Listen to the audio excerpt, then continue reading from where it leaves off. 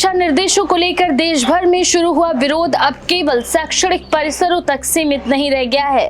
जो आंदोलन पहले छात्रों और शिक्षकों की नाराजगी के रूप में सामने आया था, वो अब धीरे धीरे प्रशासनिक तंत्र और राजनीतिक गलियारों में भी गूंज उठा है। उत्तर प्रदेश से लेकर बिहार तक सामने आए घटनाक्रम ये संकेत दे रहे हैं कि ये विवाद अब एक बड़े राजनीतिक संकट का रूप लेता जा रहा है, जहां इस्तीफे हो रहे हैं, सत्ताधारी दल के अंदर से विरोध उठ रहा है और मंत्री सवालों से बसते भी नजर आ रहे हैं।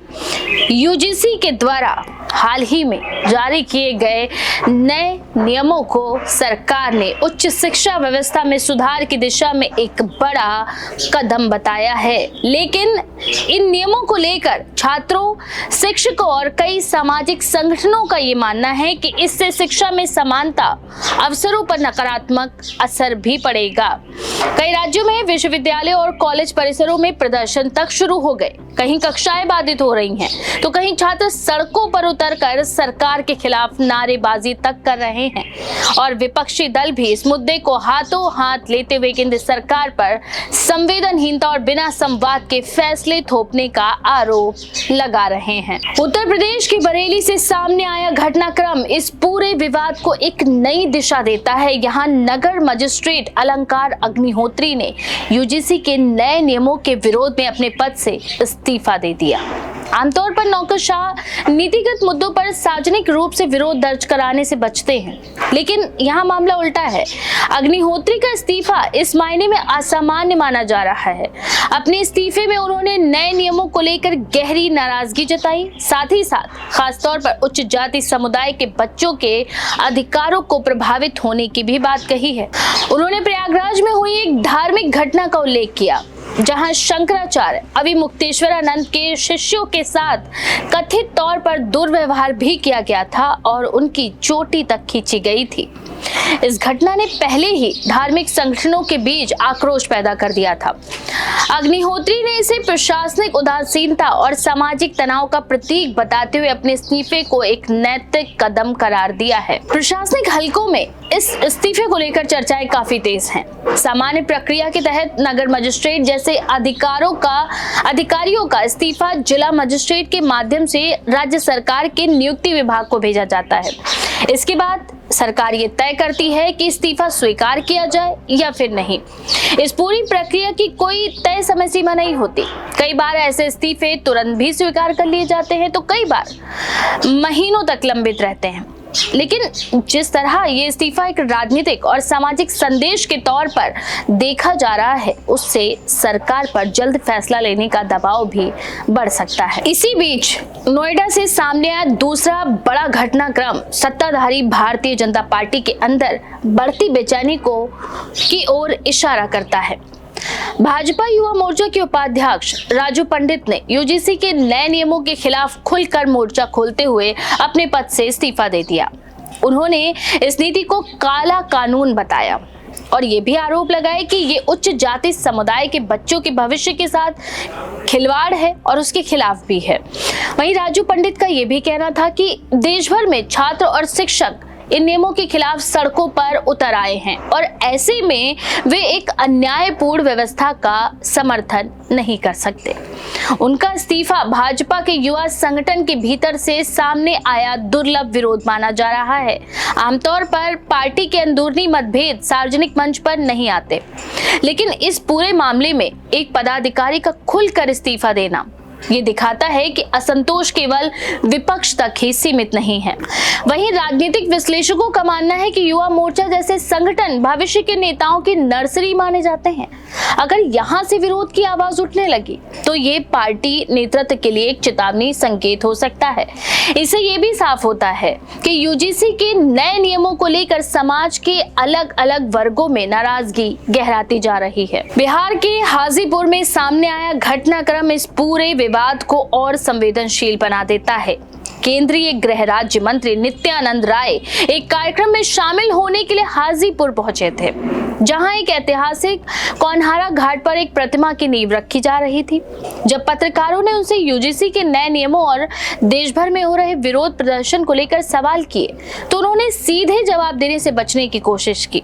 बार बार सवाल किए जाने पर मंत्री ने शिक्षा नीति या यूजीसी के फैसलों पर कोई स्पष्ट टिप्पणी करने के बजाय धार्मिक नारे लगाने शुरू कर दिए। इस व्यवहार को लेकर सोशल मीडिया से लेकर राजनीतिक मंचों तक आलोचना होने लगी। कई लोगों ने यह आरोप लगाया कि सरकार इस संवेदनशील मुद्दे पर जवाबदेही से बच रही है और मंत्रियों को मीडिया से दूर रहने के निर्देश दिए गए हैं। इस पूरे घटनाक्रम ने ये सवाल खड़े कर दिया है कि क्या सरकार यूजीसी के नए दिशा निर्देशों को लेकर बढ़ते असंतोष से असहज हो चुकी है।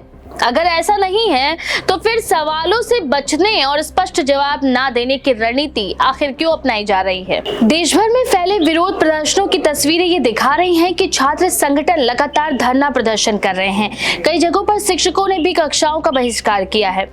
उनका ये कहना है कि नए नियम शिक्षा को और अधिक केंद्रीकृत बना देंगे और राज्यों के अधिकारों में कटौती करेंगे।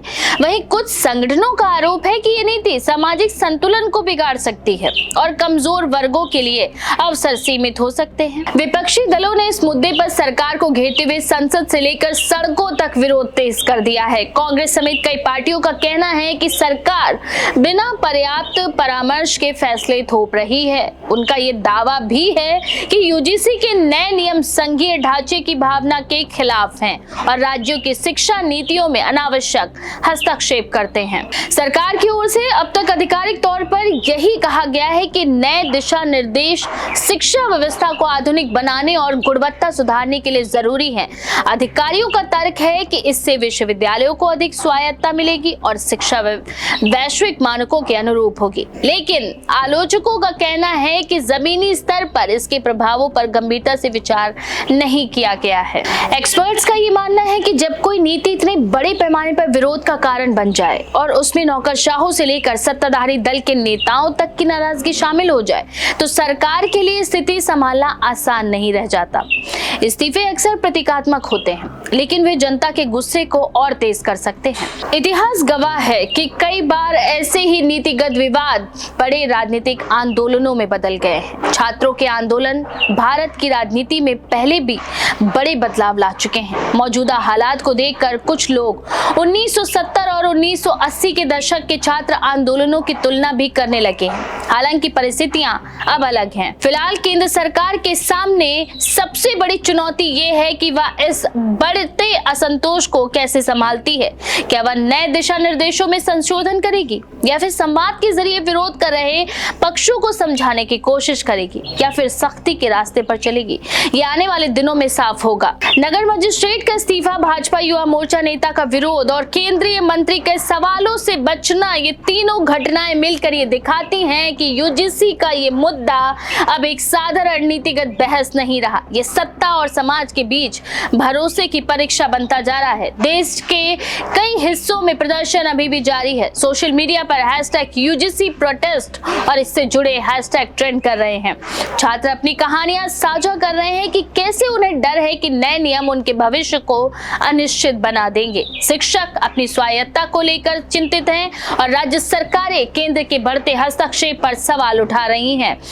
वहीं राजनीतिक गलियारों में भी ये चर्चाएं शुरू हो गई हैं कि आने वाले चुनावों में ये मुद्दा बड़ा असर डाल सकता है, खासकर युवा मतदाताओं पर।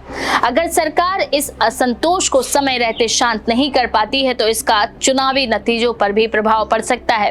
फिलहाल कुल मिलाकर यूजीसी के नए दिशा निर्देशों को लेकर उठा ये विवाद अब कई परतों में फैल चुका है। शैक्षणिक, प्रशासनिक, राजनीतिक और सामाजिक। इस्तीफों से लेकर विरोध प्रदर्शनों तक हर नया घटनाक्रम इस आग में घी डालने का काम कर रहा है। केंद्र सरकार जहां इसे सुधार की दिशा में जरूरी कदम बता रही, वहीं विरोध करने वालों को इससे अपने भविष्य पर संकट नजर आ रहा है। अभी देखना अहम होगा कि सरकार इस बढ़ते दबाव के सामने झुकती है या अपने फैसले पर कायम रहती है। लेकिन इतना तय है कि यूजीसी विवाद ने देश की राजनीति और शिक्षा व्यवस्था दोनों में ही एक बड़ी हलचल पैदा कर दी है, जिसकी गूंज आने वाले समय तक सुनाई देती रहेगी। फिलहाल इस बारे में आपका क्या सोचना है, अपनी राय कमेंट में जरूर लिखें। ऐसी और भी खबरों के लिए देखते रहें द पेज 19।